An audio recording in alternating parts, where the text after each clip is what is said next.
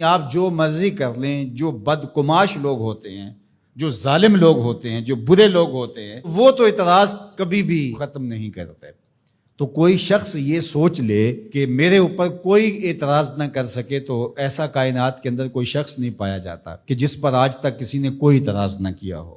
وہ جو مرضی کر لے اس کے معترض ضرور ہوں گے۔ لوگ خدا کے وجود کا انکار کرتے ہیں اور اس کے کاموں پر معترض ہیں، تو میں اور آپ کیا ہوتے ہیں؟ تو ہم نے یہ دیکھنا ہوتا ہے کہ ہم جس سمت جا رہے ہیں وہ سمت درست ہے، اس میں ہمارا نفس شامل تو نہیں ہے، ہماری خواہشات، ہماری آرزوئیں، ہماری تمنائیں، انہوں نے ہمیں غلام تو نہیں بنا لیا ہوا۔ ہم جب اپنے رخ کو دل و جان سے سیدھا تصور کرتے ہیں اور اللہ کی توفیق سے وہ سیدھا ہوتا ہے، تو پھر سارا زمانہ بھی ہمیں ملامت کرے تو ہمیں اس کی کوئی پرواہ نہیں ہونی چاہیے۔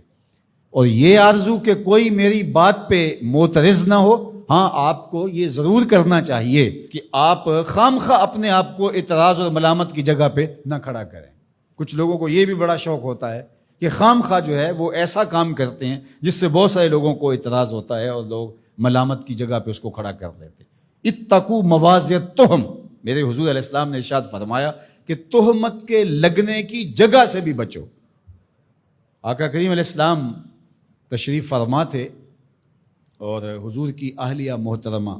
ان کو لے کر حضور رات کو ایسے نکلے، تو کوئی صحابی تھے وہ گزر رہے تھے، تو آقا کریم علیہ السلام نے ان کو پھر کہا میرے ساتھ میری اہلیہ ہے، تو انہوں نے کہا حضور ہمارے حاشیہ خیال کے اندر بھی کوئی اور بات نہیں آ سکتی۔ تو آقا کریم نے فرمایا کہ بے شک شیطان انسان کی رگوں میں خون کی طرح دوڑتا ہے۔ تو ایک گمان پیدا ہو سکتا تھا،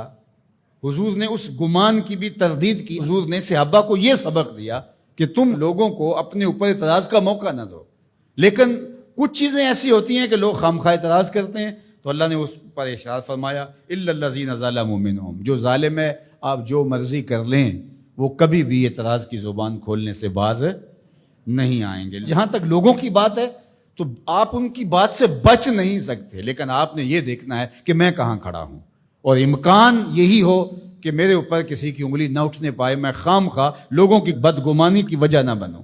لیکن ظالم، متشدد، سخت مزاج اور حسد، بغض اور کینہ رکھنے والے لوگ، ان سے